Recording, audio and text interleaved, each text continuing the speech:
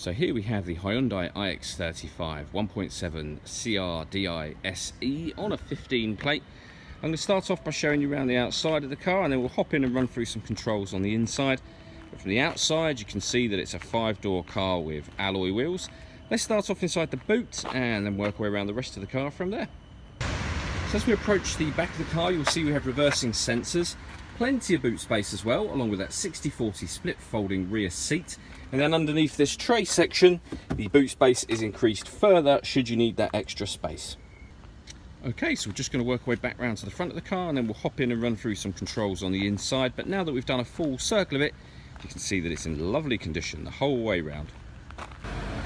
Just briefly before we climb in, I think it's well worth seeing the interior from this exterior point of view. You get half leather seats, as you can see. There's plenty to run through on the dashboard, so let's hop in and we'll do that now.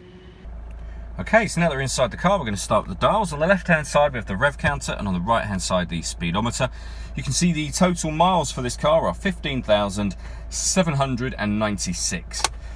You can change the information displayed above that by using a button on the steering wheel for various different bits of fuel economy information. If we back out to the steering wheel, on the right-hand side, we have the button I was using a moment ago just here, above which we've got cruise control. And then over on the left-hand side, we have stereo controls, voice activation for the phone, and the ability to answer and end phone calls. That is all, of course, once you've set up your phone, and that is done on the central stereo just here. Before we come back to that, you can see this car has got FM and AM radio. If you want to listen to your own music, you can do. We have a CD player, an auxiliary input, and USB input as well. This is the button you'd press to pair up your phone, and then just follow the instructions on screen from there. Working our way down from that, we've got dual zone climate control. So you can adjust the temperature on either side of the car, the fan speed up and down in the middle. Hit that button and the car will maintain those temperatures for you by taking control of the fan speed itself, or hit aircon just to have it on your own manual settings, and then determine where within the car you would like the air to be distributed.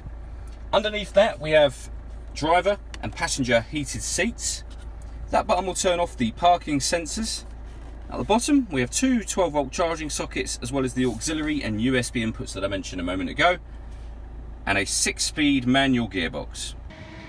All that leaves me to say is thank you for taking the time to watch this video. If you'd like to come and see the car in person and have a test drive, please feel free to call any of our MJA sites.